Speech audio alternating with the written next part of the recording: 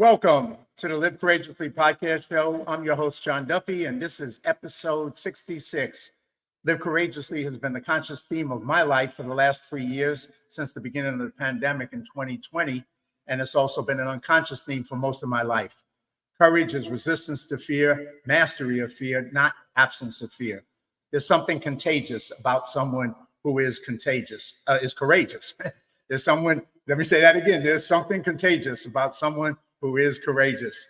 Today's show is with my friend and courageous guest, Craig Stilley. And Craig, age 50, is a resilient individual who has overcome significant challenges in his life, battling OCD and various anxiety disorders since the age of 16. Craig's determination has led him to earn his GED after leaving school in the 9th grade.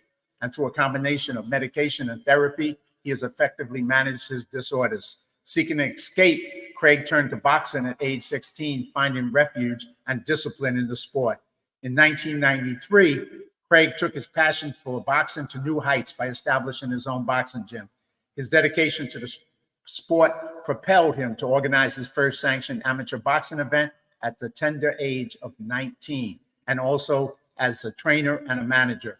Outside the ring, Craig is a multifaceted entrepreneur, serving as the owner of a commercial paint contractor company and venturing into various other business endeavors. He's also a close friend and assistant to the legendary boxing champ, Evander Holyfield. In addition to his business ventures, Craig is involved in the film industry and recently celebrated the publication of his debut book, Fractured Realities.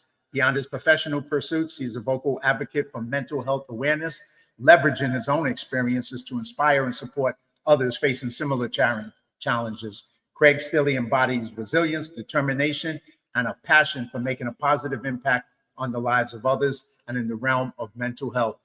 With that, let me welcome brother Craig to the Live Courageously podcast show. Thanks for joining us. Thank you for inviting me. So, Craig, two things I like to ask. The first one, we have never met personally, although we so I guess the question is, how did we connect? And so I'll kind of shift it a little bit as to how we ended up coming into each other's lives.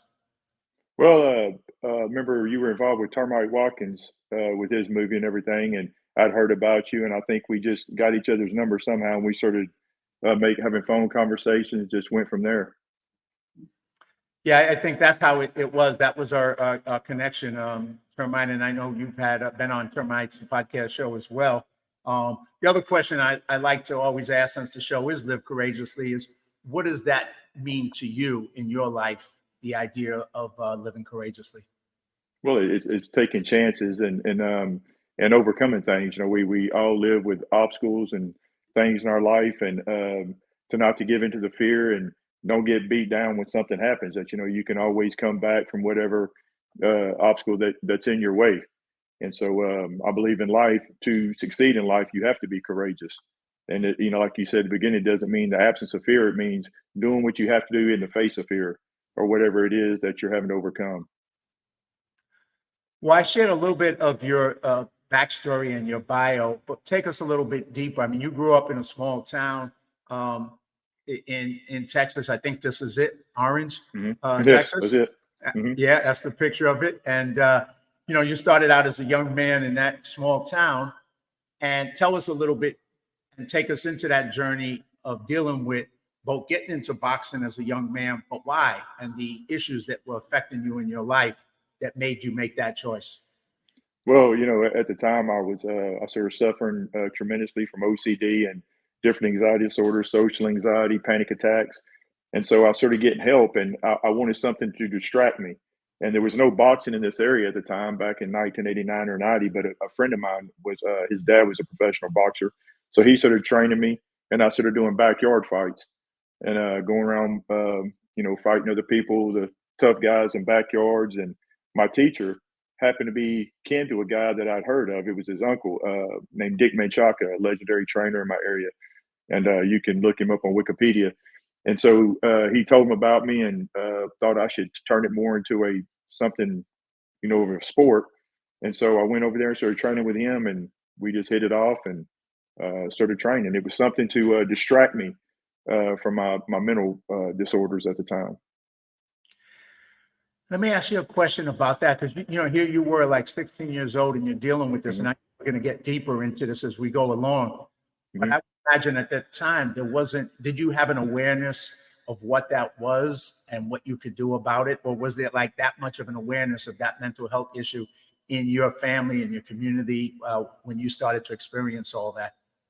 No, there was. I didn't actually know what was going on. You know, I mean, I didn't know. I mean, it wasn't like panic attacks that just came every now and then. It was just a constant uh, doom, dread feeling, this hopeless with panic attacks that were, coming along, and people really think of OCD like the movies, to where you're jumping over lines or cracks, and that is the case sometimes. But with mine, it was more of with OCD is reoccurring thoughts, intrusive thoughts, scary thoughts that you can't get out of your mind, and you start doing certain things mentally to try to relieve it, and it becomes very distressing. So to answer your question, no, I didn't know at the time until finally my parents brought me to a psychiatrist in the area, and finally diagnosed me with what I had, and it was a trial and error after that with medications and just resilience. But to answer your question, I didn't know. I just thought I was losing my mind. And between that help that your parents got you with therapy and you started to get into boxing, what did boxing give you to help you deal with that? What was so special about that that gave you a tool that was helpful to you? Well, it seems kind of like ironic boxing, with fear and then that, but I could relate to it because, well, doing the training, it would get my mind. That's the only time I could have peace. It sounds crazy, but that's the only time I could have peace was when I was training in boxing. But I didn't do it so much to be a tough guy. I did it because I thought if I could overcome my fear in the ring and stuff in these fights, I could overcome what was going on in my head. And so I just delved into it. And in other words, I could relate to it because when you're having this mental this anxiety, you're by yourself. There's really no one. It's not like football. Now, I love football, but it's not like you pass the ball and a guy helps you catch it. In boxing, you're there by yourself, and so that I just related to it. And I've always thought that if I could, it taught me a lot, but it was a big distraction for me training in boxing. Like I say, that's the only time. I know it sounds crazy, but that's the only time that I could find peace in my head. Now, did you drop out of school when you started boxing before, and how did that kind of go together with you starting to, actually train as a boxer? Well, it was actually my second ninth grade year, and I'd already started boxing the about the ending of the last year before in the summer. Then starting into that year, that's when my teacher told me about his uncle, and then I eventually stopped school because I couldn't sit in class. I mean, the rooms felt like they were closing in on me. Just this overwhelming panic. I couldn't concentrate, and so I went home and was sort of working for my dad with the paint company.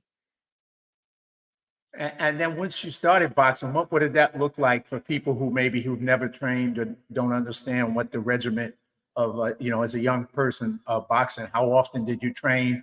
What was the training like for you, and kind of what did it give you, both physically and mentally? What were some of the takeaways that you got from that experience? Well, people think that, boxing is two guys and they're fighting, but it's not like that. Like I try to explain to people, imagine being so tired sometimes you're trying to bend over and take a breath there and a guy trying to take your head off at the same time. It's more of a mental game than it is actually physically. Because once you get in shape, I've seen guys when I would train them come to the gym and they could run marathons and, do this. And then 30 seconds into the first round, they're burnt out because of the mental pressure. And so, um, uh, I love the mental part of the boxing. I love the training because you learn something new every day, and I just excelled at. It. I just started. I just had a knack for it, and I fell in love with the mental part of it. Like I say, the overcoming stuff, the having to overcome emotions and push yourself, and it just I just fell in love with it. And so you went on and you had some you fought amateur fights, and you did that for a while, and then you started to train, like you said, with your trainers. Tell us a little bit more about that experience. Yeah, I was. I started out with sparring partners for my coaches, Dick Menchaca's pros, and then I fought some amateur fights, and then I went to Kenny Weldon. We got to be good friends in Galena Park, which is around an hour and 45-minute drive from my house. So geographically, it was kind of impossible to go over there and train a lot. But I went as much as I could and learned a lot. And he took a liking to me, and taught me a lot of stuff. And I thought, well, I'm just going to start a gym because there was really not much back at my house, back at home. So I started one and opened it up at 19. And a couple of my buddies wanted me to train them, and I started training them. And I had my own style and what Kenny taught me and Dick Menchaca, and it just went from there. And I brought, boxing back to my town. Well, it's kind of funny because you mentioned Kenny Weldon, and I got a chance to actually meet him in Houston, Texas, and this is such a small world. It's also how we connected. I'm going to throw this up. This is a show that you were on with our friend Termite Watkins, and that's his podcast show, In the Ring.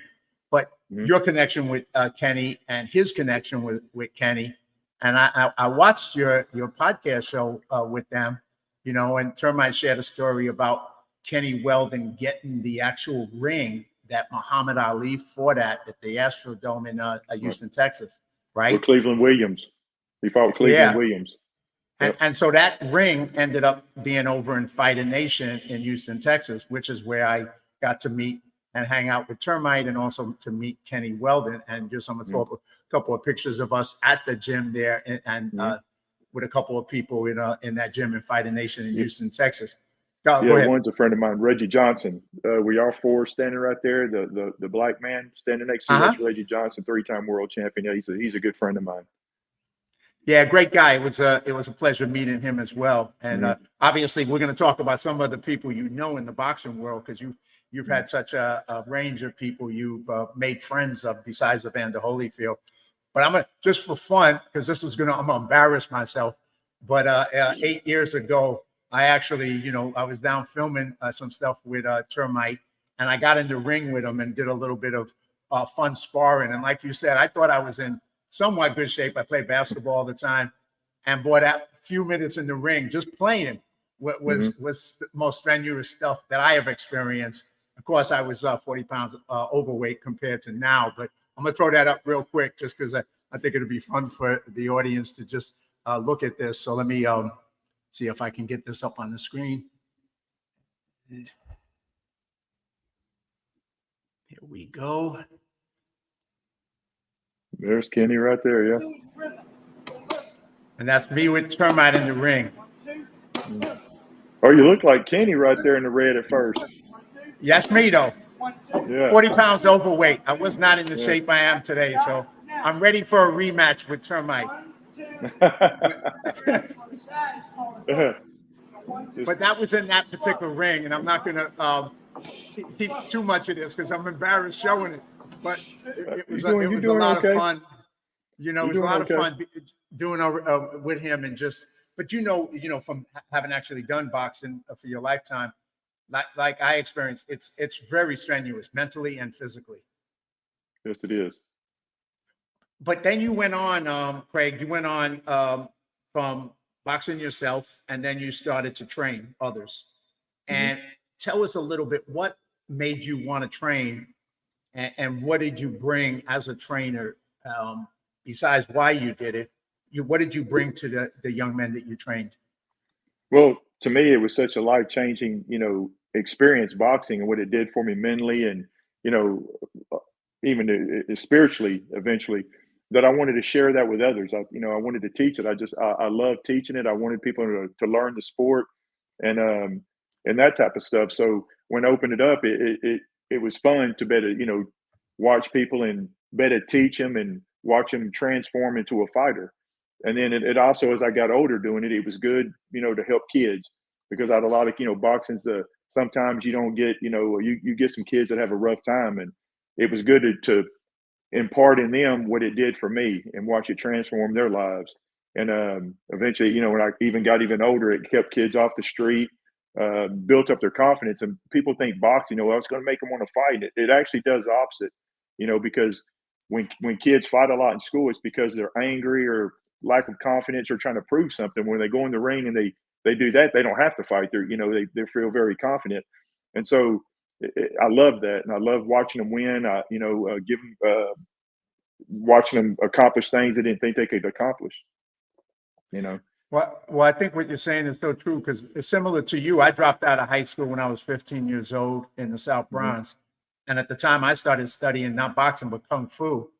And once again, like you said, you would think that those things would lead you to get into fights, and it was the exact opposite. It gave Right. you it gave you discipline, it gave you confidence, but it gave you not a desire to get into fights. I mean, you only wanted to do it in the arena that you were supposed to do it in, not outside in the streets. Right. So it kind of built up your character, and I think that's the other thing I think that you were doing with these young people, and maybe just speak a little bit more about that, Craig, because not only were you getting them in shape physically, you were building their character, which is probably even more important than just the physical training. Yeah, like even to this day, I train a lot of people, but I'll have people on Facebook or I'll see them in Walmart and they'll tell me, hey, coach, you remember me? And I don't remember all the faces, but they'll tell me, hey, man, you made an impact in my life. You changed my life and taught me, if I don't quit and to keep going, I'll accomplish something. And I'm working at a plant now, a chemical plant or something like that, and how they've excelled in life. And that makes it all worth it, because I really wasn't in it because even though I did make amateur champions and such, but it wasn't about that, because if you get in there thinking, oh, I'm gonna have champions, you're going to be discouraged a lot, because it's a rare thing. But to see it affect lives and help kids and stuff like that, and other people and adults, it really made a difference in my life too. Well, Craig, what do you think today? Both of us obviously older. Seeing the young generation today, it just seems like that lack of opportunity for physical training, whether it's boxing or sports or the whole range of things. There isn't that much, young people don't seem to be into that as much, even though it has such value. It's almost like they've kind of moved in a direction that's a lot harmful to them. And then gets back to a conversation we're going to have a little deeper with the mental health issue, because people, I think young people today got kind of trapped on social media and their computers. And that leads to even more mental health issues. Right. Like I think about that all the time when I'm driving down neighborhoods. When I was a kid, we were always outside playing football, baseball, doing something.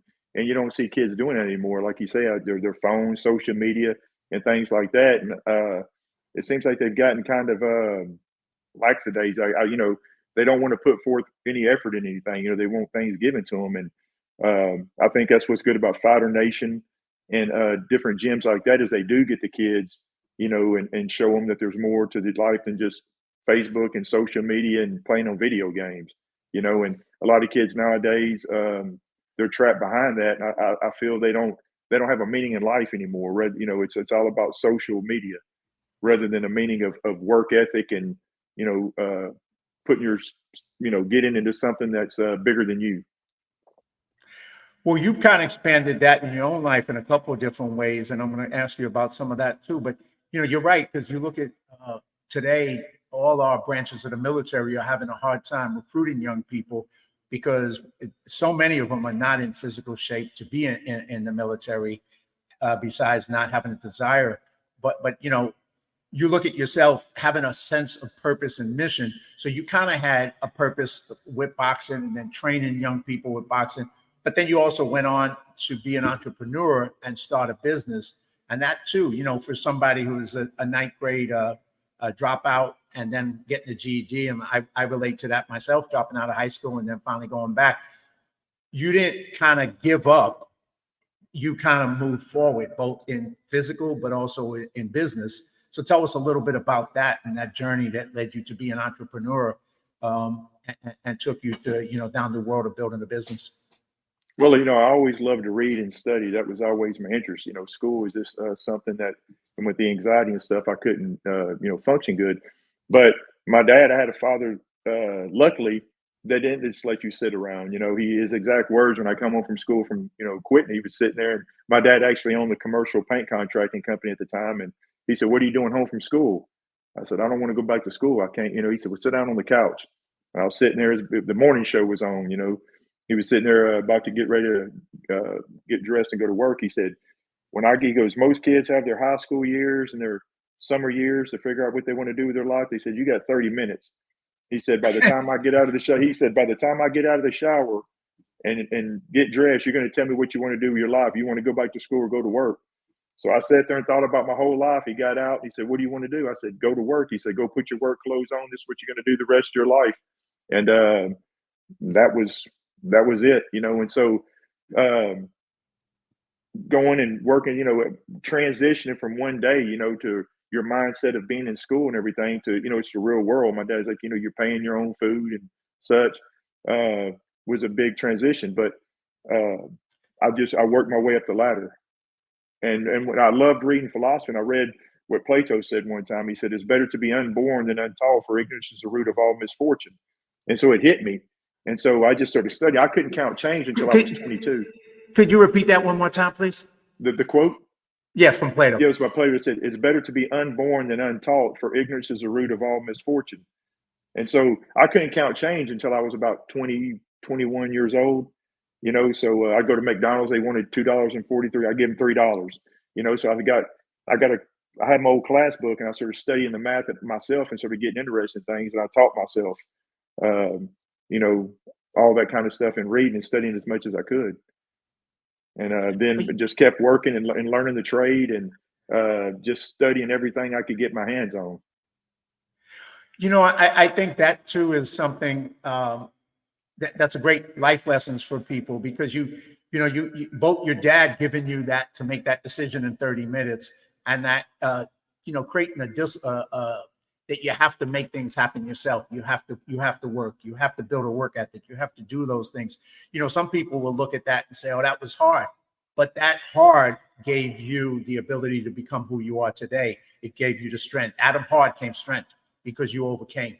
And I think that's one thing that I know from what I've read about your life and paid attention to, is that you're an overcomer, and you overcome on so many different levels.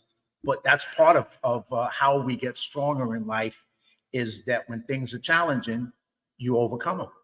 Well, it's just like working out. You don't like the resistance, it hurts, but that's the only way you're going to get stronger. When you start viewing it like that, instead of my dad, I would go home as a kid and I'd say, "Dad, I have bad luck." He said, "Son, you make your own luck." He said, 98% of the time you make your own luck. Or if I say, "Dad, I want to do this," he'd say, "Well, go do it." Son, you got to go make things happen. And so he instilled that when I was young, is that if you want to do something, you got to go make it happen. And so whatever I wanted to do, it was just instilled in me. I didn't believe I couldn't, I always believed I could do it. And so, I was fortunate to have that instilled in me. Yeah, you were very fortunate. Unfortunately, I think nowadays a lot of people don't have that message, whether it's coming from their parents or coming from society, telling them to do that. And the other side of being a lifelong learner, like you suggest, that's the same thing with me. When I dropped out of high school, I went on a learning journey and I started to read, and I fell in love with reading and studying, because I didn't like school, but I liked learning, and they weren't the same. They weren't the same. Mm-hmm. And if you are a lifelong learner, you get to do what you did. You start to learn the things you don't know, and you start to find a way to make them happen. I think that's a lesson from your life. I think that anybody can walk away with and say, yeah, that's something to model for sure. Yeah, I mean, I didn't know anything about business, but I paid attention to my dad. I started studying business and paying attention. And like anything, people always ask me what's the success of business, but I think it's a dynamic. But I believe that the two most important things is determination and a creative imagination. I believe to have a creative imagination and determination is the key factors. There's other things that play a part, but to better see things, to have a vision and better see it, then have the determination to bring it to fruition. I don't take just you got to take risk, but I don't take uncalculated risk. I think about things, but when I think about it, there's no turning back. I'm going to accomplish it. And obstacles to me is what makes it worthwhile. Absolutely. I'm going to pivot back and then come forward again. But your boxing journey, behind you, you have a pair of boxing gloves hanging to the. Oh, that one back there. Yeah, right back there. Yeah. Tell us, because part of your journey obviously has been the boxing journey, and then the people you've gotten to work with, have friends in life. But take us from that pair of gloves there. Why are they special? Why are they hanging? Well, Dick, that was my first pair of gloves that I owned. Dick Menchaca gave them to me, and they were old back then, and kids these days, they want the nice fancy gloves. I mean, if you notice, they got tape around the thumb, I mean, my thumb would go through them, and he put tape around them. And I remember I would hit when I was about to quit school. My hands would hurt me so bad from hitting the heavy bag, I couldn't hold a pencil in my hand. But I kept going, and it just those gloves just I kept them. They were just that was I was so excited to get them first pair of gloves. And what was your other question besides that? Oh, I'm going to take you a little further to some of the people you've met because of that journey. But before we even go there, like you said, I'm going to just ask you another question. Like, what would you say your biggest lessons or the biggest things you learned being trained as a boxer and being in the ring? What were the takeaways that you came away as a young man with from that experience? Well, I mean, it takes discipline, and you can't quit in boxing. I mean, if you can quit, you got three kinds of people. You got some that quit, you got some that survive, and some that try to overcome and win. And so I didn't want to quit because I felt if I quit, I would get in the habit of quitting, and this mental OCD anxiety would overtake me. And so I just took what I learned. I looked at life as like boxing. So what I learned in there is, keep going, keep pushing, don't quit, and bringing that into life, and transition that into life. And so it was paramount, that attitude. And taking that attitude, I mean, you went on, like I said, training. You've met a lot of famous boxers, a lot of different celebrities. You've had a colorful life because of your experience. I'm going to throw up a picture of you with a bunch of people, and feel free to share some of the stories if you like with any of them. These are some of the people that have run in your life. Oh, okay. Yeah. Where'd you get them off my Facebook? Yes, sir. Oh, okay. Yeah. Yeah. That's me and Evander up at the top at Mark Wahlberg's celebrity charity event. And the second one was me and Mark and my date for the night. And the other one's when I was in Evander's wedding to the right of that. And Michael Nunn down there, Michael Nunn that was world champion, is a real good friend of mine. And I got him to go to Mark Wahlberg's celebrity charity event this past year. And then the bottom other one with Sugar Ray Leonard and Evander, that was at a deal to raise money for Mark's charity event. And that's to the right is Kenny Anderson. That's a real good friend of mine, a celebrity that was a basketball player, and Raymond Arroyo, Fox News analyst. And, you can't miss Evander. And that was the guy that was gambling in the middle, and Sugar Ray, which is a friend of mine, and Bob Wahlberg. And one of my good buddies to the left of Bob Wahlberg's Bronco McCart, that was a champion of the world, but it kind of cut his face in half. But yeah, a bunch of great guys right there. That's Go ahead. Oh, I was just going to say, they're just to name some other ones, but that's Ron Harper in the back of Bob Wahlberg right there. That was a basketball player. All a bunch of good guys. And besides knowing all these great guys and people, some of these events that you're at and you're talking about are charity events for different charities, which you clearly have it's part of who you are, your identity, to be involved in things like that are about service to others. Tell us a little bit about what role that plays in your life, and that philosophy of serving others, not just yourself. Yeah, I mean, that's the whole thing in life. As people ask me what success is, and I believe that success is about yourself, but I want to be great. And I believe great is when you help other people, because that's what everything's about. Like when you help somebody up a mountain, you'll be there yourself. And so I'm always just trying to help other people and talk to them. I'm, like about mental health advocate, that people have mental health problems. I try to get them the help they need and encourage them. And in these events, that particular event for March for the youth, for drug prevention and stuff like that, with Jay Feldman, that's the CEO of Mark Wahlberg Automotive. They put it on every year. And so it's a good thing to go to and to give back and to help kids and, bring people there to try to, get more money so it can be used to help the youth. And then just a couple other quick pictures. These are just some other folks with you right here. Yeah, that's Tommy the Hitman Hearns and Ray. Yeah, right there. We're at Jay Feldman's Mediterranean restaurant. Great place in Michigan. Great food. Jay's a great guy. And then here's a picture with a dear friend of mine and you, Kevin Sorbo. Yeah, Oh man, he's a great guy, man. That's just the nicest guy right there. He played Hercules. Yeah, I like Kevin. He's just a real nice guy. Yeah, he's Yeah, fantastic. We did 2 movies yeah, together in Canada, and hopefully we'll get to do some more in the future. But yeah, a yeah. very special human being. Once again, somebody who gives back and does things to help others. Right. Very But humble tell guy. us, yeah, he is. He is. Yeah, it's a pleasure working with him. Mhm. But tell us a little stories. You're close to Evander Holyfield. Any stories that jump out from that world before we start to move forward into some of the stuff you're doing today and a little deeper into the mental health issues? But any stories from this boxing world that you would like to share before we go forward? Well, Evander, before I ever met Evander, I turned my life to the Lord because of Evander in '96 when he fought Mike Tyson. And it's amazing how God works, brought us together and we're the best of friends. But yeah, I love his stories and he's a very wise guy. I mean, he has a lot of wisdom and he told me something one time. It really it resonated with me when he said, I asked him one time, I said, what was it like to lose your first fight, like that? He says, I don't lose.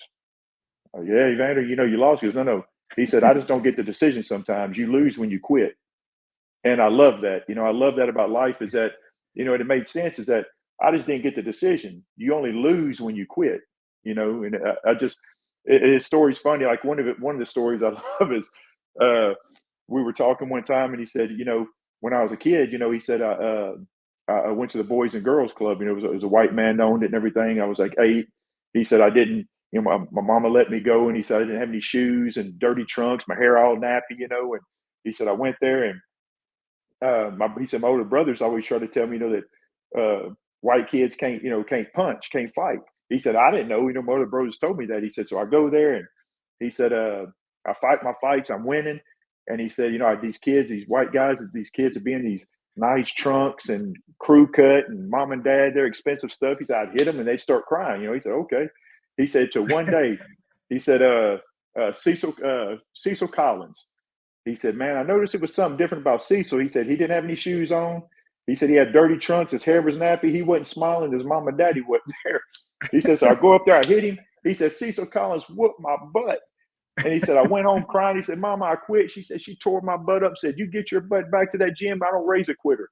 He said, so I was sort of fighting. He said, my first time, he goes, the second time I fought, he said, they matched me with Cecil Collins again. He said, Cecil whooped me again. He said, I run home. He said, but I hid this time. I didn't want my mama to know. He said, but she found out, whooped my butt, sent me back, said, you don't quit. He said, I fought. And he said, my first tournament, he said, I'm going in there and I'm worried about Cecil Collins. He said, so I'm look everywhere and I'm going to get a weight and put him underwear so I'll be a little heavier than him. He said, but I didn't see Cecil. He said, first night I won, second night I won, third night I won, fourth night, Cecil Collins. He said, I got in there and he said, I beat Cecil. And I run home to my mama. He said, Mama, I won. She goes, now you can quit. And so I love hearing him tell that story because it's funny the way he tells it. Yeah. It's That's that, yeah, that that is a good story, man. That yeah. is. The way he Uh, tells it's hilarious. and then of course just the message of it, right? Both his mama not letting him quit until he won and not being a Yeah, quitter, right? right. That message, and that applies to everything in life. Obviously, it's not just being in the ring, it's not just boxing. It's about all the things that we do in life where you Mhm. can either choose to quit or you can choose to grow and go on. And like you said, and the lesson from him saying that you didn't lose, you just didn't get the decision. Well, that's a Mhm. great message for life, isn't it? It Because, is. We don't just because you always get didn't, the decision. yeah, if you didn't make the sale or you didn't get the success that moment, that didn't mean you lost. It just means you didn't get the decision, right? Yeah. Yeah. And one of my favorite quotes is by Booker T. Washington. He said, it's not necessarily the success one is achieved in life, but the obstacles one has to overcome while trying to succeed.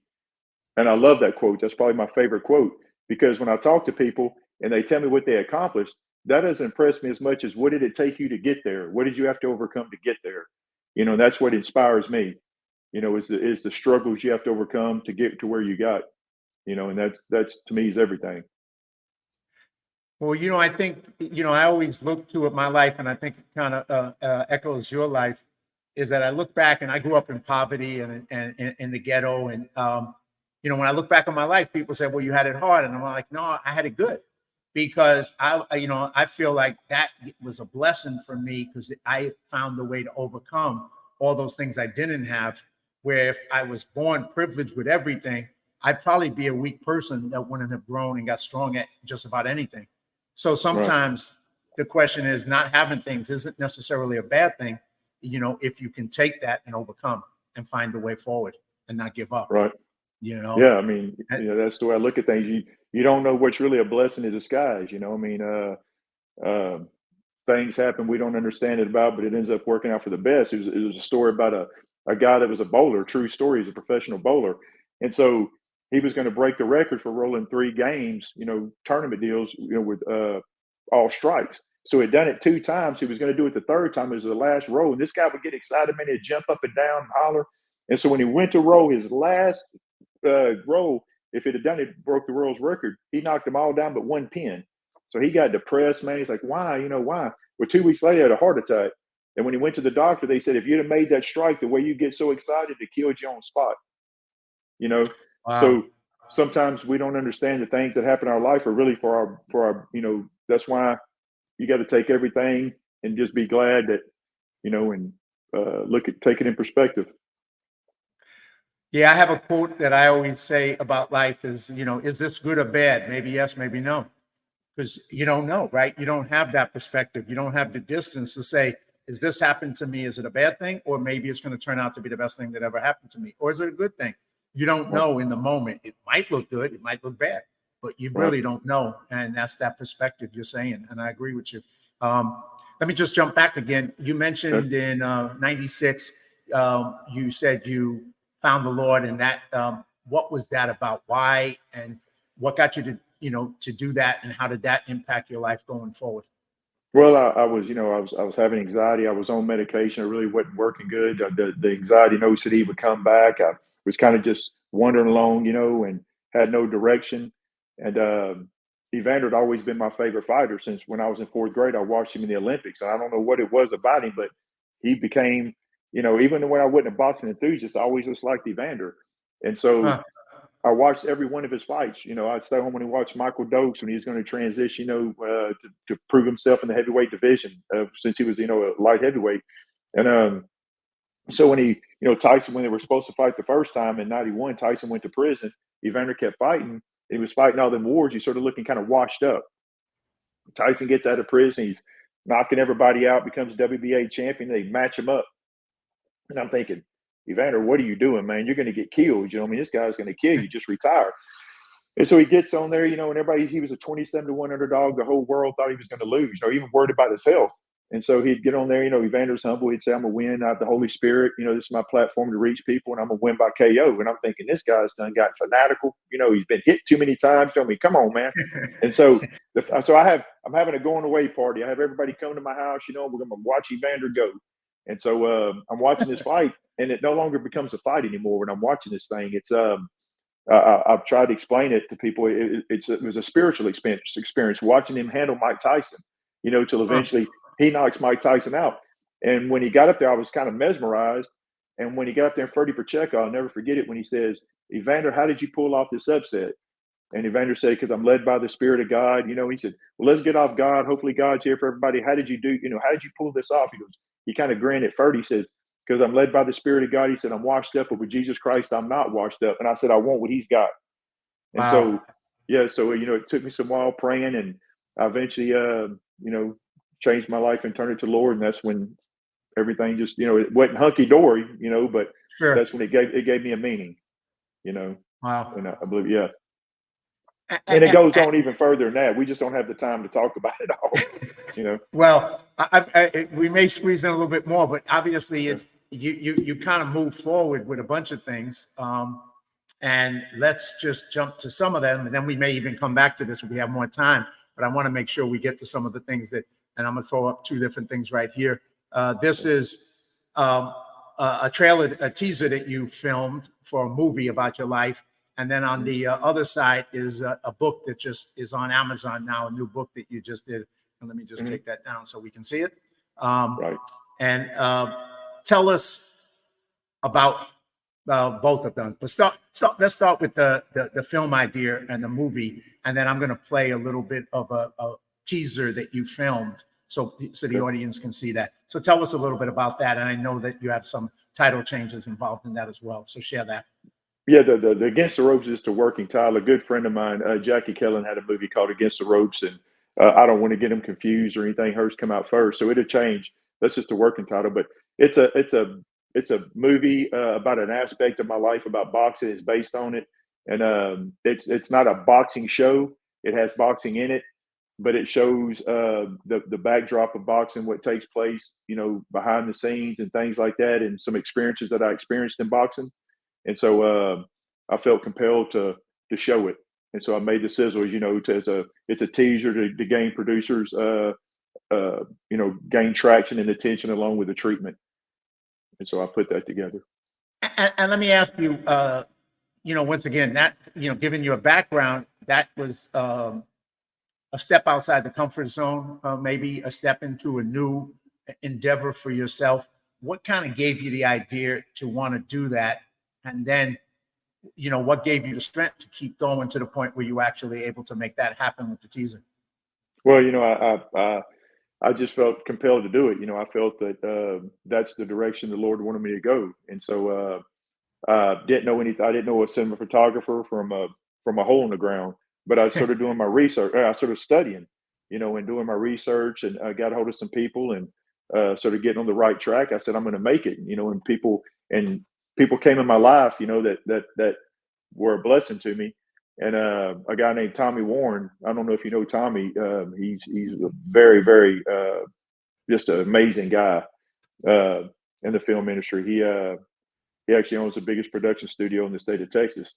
And so he started advising me on things and helped me get going. And, I told him, he said, well, he was being kind of pragmatic about the odds. I said, man, I don't quit. I won't quit. I'm going to do it. So I sort of studied and made it. And, I think it turned out well. And it's got me some traction. I have a producer and everything. And just trying to get the finance and, like everything else, that's the hurdle, and get the finance and to put it all together. Yeah, I remember we had talked way back when. I don't even remember when, but you were on a couple of years ago. Yeah, you were on that journey, and I was, and like you said, you told him, you also told me back then, you don't quit, and you were going to make it happen, and you did. So, well, with that, let me just put it up, and so people can see this teaser for the story.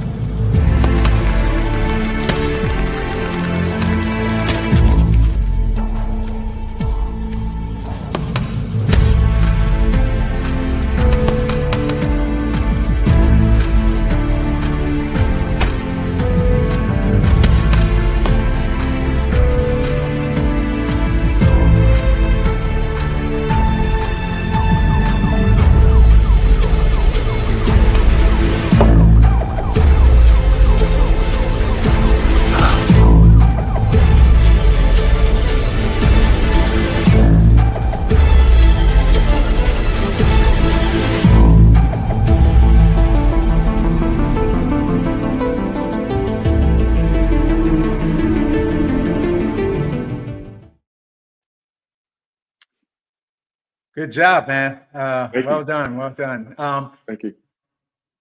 Once again, you mentioned earlier, and just to share with the audience the story, it's the goal of it is to make a feature film, and it's not like you mentioned, it's in the world of boxing, but it's not your traditional. It's not a boxing movie. It's not like a Rocky story. It's something deeper, and has a lot more of the elements of your life and message that you want to share. So tell us a little bit more about that.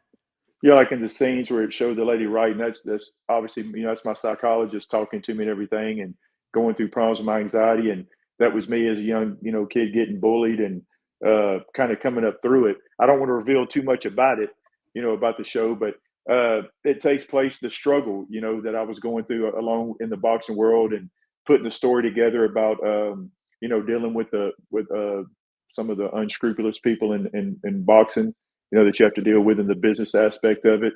And I think it's a good story of overcoming and how things work in boxing and perseverance. And you're working to make this a reality, to go from that teaser to actually making a feature film. And you're, like you said, you have a producer and you're still Yes. working. And if anybody is interested in getting involved, supporting it, helping with financing, helping with whatever, where would they contact you? C Stilley Enterprises at gmail.com, or you can look me up on Facebook, Craig Stilley.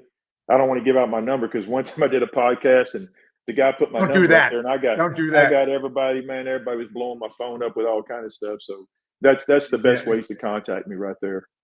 So yeah, so your email and then also your on Facebook. Facebook, Instagram, yeah, you can Yeah. find me on there, Craig Stilley. Gotcha. Yes. Gotcha. And then the next thing was, besides this, just with this, like I said, people can reach out to you, support it, and we look forward to it. But a big part of it is dealing with some of the issues of your life. And then just recently, you came out with this your book, and that I think I threw up, but I'm gonna throw it up again. And that's right here. Mm-hmm. And now this reality. is yeah. And tell us about this. What is this about? I had a chance to read it. It's on Amazon now, I believe. So tell us why this? Why did you write this? What is it? Share what it's about with the audience. It's a psychological thriller. It's a suspense. It's fiction, and I always had these stories in my head, that I would want to do in the movies and everything. And Tommy Warren was, again, that's the one that I dedicate the book to. He gave me the idea. I was like, he's like, just write the book. And I thought, yeah, instead of sitting back, just waiting for a screenplay or something like that, I'll just start writing my book. And I didn't know how to write a book. I'd never done that, took on that endeavor. And I kept asking, I was reading books, how to write books, people do, and getting caught up on things. And Tommy kept saying, Craig, just tell your story. Don't worry about how other people do it. Just write it. So finally I sat down one day and I just said, I'm going to write my book. And I just started writing, and it became free. I didn't worry about the names. I just have a name of reference like Bob, or whoever, and put it down, and just really found out that I had a talent for it. It was really, it was it was kind of like it was a relief, like I finally get my stories out and I can do it myself. And so I went with it and got an editor and got it going and finally got it published. It's just another feather in my hat, and now I have 3 other stories that I have another book I'm almost finished with the skeleton part that I have to go back and it's a romance story that I have 2 other books I'm gonna work on after it. So they can get this one on Amazon, Fractured Reality, correct? The Kindle ebooks. Go ahead. It's Kindle ebooks now. I'm in the process right now of getting the books printed. Yes. Oh, okay. But you can get on Kindle ebooks right now. Yes. Excellent. Yeah, and I'll put it up later on after the show's over. The stuff you give me below, but I definitely recommend it. It's well written. Congratulations. It's not easy. It's not easy to write it. What was that like for you? I mean, obviously the process of writing it, being not a writer and then making the decision and just doing it. Man, it was really once I got my way of doing it down, it was really it was fun. It was. But I'm very descriptive, as you read it and everything. And so to get in that world, because it's a psychological thriller, it was a strange place, but I liked it. I liked putting it together. It was frustrating sometimes of doing things, because I believe writer's block is just laziness. Is the person that you got to stay at it. Like Einstein said, it's not that I'm any smarter than anybody else. I stay with the problem longer, and so it's pushing through it. And so I loved it. Putting it, see it in your head. You know what I mean? And just putting it down on paper, and other people feeling the feeling that you want to give them, and seeing the vision and everything. It's amazing. And so I'm excited about my next one. I'm about 98% with the skeleton of it. I just can't wait to keep going with it. Well, I definitely congratulate you on producing it and on the writing, because, I don't really read much psychological thrillers or anything, but when you asked me to read it, I was like, yeah, of course. And then when I read it, I was like, wow, this is freaking good, man. Thank you. Oh, it was, and it surprised me. I didn't expect, and that's the nature of it. You actually did what the purpose of it was, making a thriller where you don't know what's going to happen and you just engage going, okay, what's next? What's next? What's next? Yeah. But yeah, congratulations on that, man. Thank you very much. Thank you. So, and best with the other stuff that you get with your next one. I look forward to reading that as well and sharing that with people. Going back, a big part of as we get close, we got to think a little bit about 10 minutes left. Okay. A big part of your message and your purpose and mission is to deal with the issue of mental health and help others and to share your healing journey, your therapeutic journey throughout life, dealing with that issue. So why don't we take a little bit and why don't you share some of that with the audience and how important that is to you and what you're trying to do in that realm? Yeah, it's never you get to a point to where you're like, oh, I'm healed. You know what I mean? I have to do things every day I work out to help myself and try to stay positive. I take medication that's very, very effective. Go to my psychologist, and check in with my psychiatrist and stay on top of things. It's a something you got to stay on top of. But I like to let people know, there's help out there. And yet people, medicine don't work, this and that. But what I like to explain about mental health is like cars going down the road at night. You see these cars and they put their brakes on. You see the brake lights come on, the car slow down. All of them look the same. But if you go in the car and ask each driver why they did it, someone say, "Well, I dropped my cell phone." Another might have said there was a bump in the road. And it's kind of like that with mental health. Is that even though all the symptoms look the same, there's different reasons causing it inside. And so, what works for one person might not work with the other. But if you stay at it and you keep going and don't give up, there is hope and you can get better. Once you get the momentum going, you can learn to manage it. You might not ever cure it, but you can manage it. It just depends on how fast you catch it and exactly what the diagnosis is. But I'm very much on trying to educate people to get help, but that help's out there, and that alcohol and drugs is not the answer. That just makes it worse. It ends up you have more problems, and that you can get better. And that it doesn't mean you're weak. If anything, dealing with that stuff makes you strong. It's not a weakness. Men, there's nothing wrong with me. Well, it's just like if you get a liver problem, you don't mind going to the liver doctor. If you get COVID or the flu, you go to the brain is an organ like anything else that can, get sick. And there's doctors out there, we're not 100%, the brain's the last frontier. We're trying to figure it out, but we're scratching the surface. We're starting to get a better understanding of it, and we're in an exciting time of with this.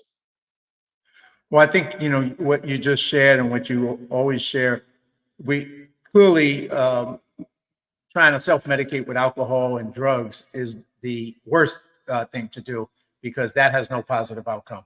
And like, and trying to get help, and I think you're right, especially for men, it takes courage to admit you need help.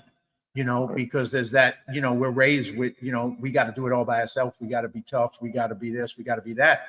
But, when you have an issue, whatever that issue is, getting the help to deal with it is courage. It's not weakness, it's courage. Yeah. And like, I love the philosopher, I believe it was Kierkegaard that said that being oneself is the opposite of despair. The despair is choosing to be other than oneself.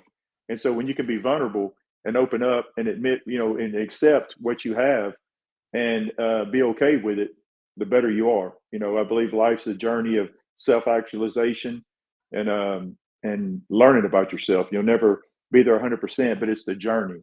And, and look at it like that. Yeah. And like you said, too, in the metaphor of the driving in the cars, each person's different. Each person has a different experience and it may look similar, but it's different. So, we are what we are, and, you may not like it or may not want it to be what it is, but it is what it is. And then the question is, what are you going to do about it? And are you going to get the help or not get the help? And then it comes down to the choices you make at that point.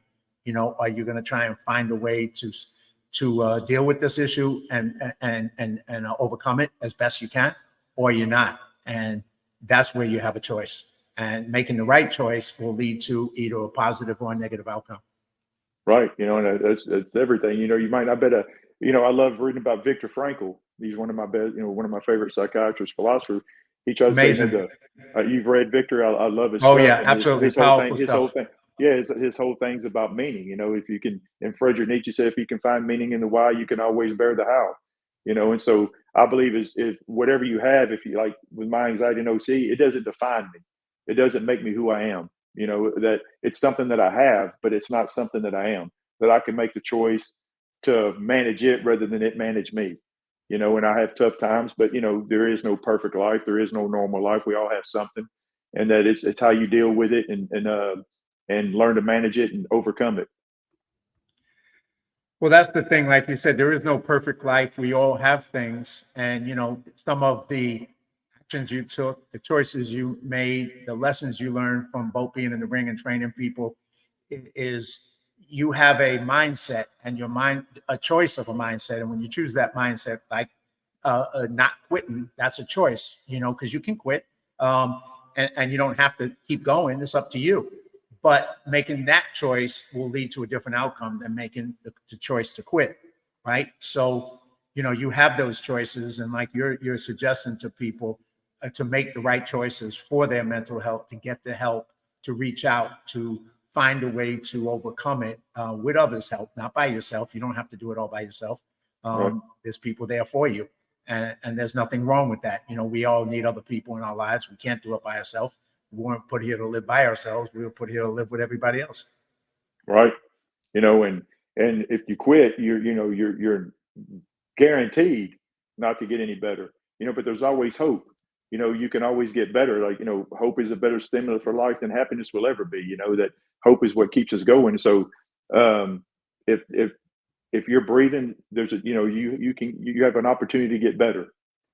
And that's just the way I look at it. I've had the point where, I didn't think it was ever going to end. Like, man, is there any hope? And I'm so thankful that I kept pushing forward, because again, it proved to myself that I proved I can get better and things do get better.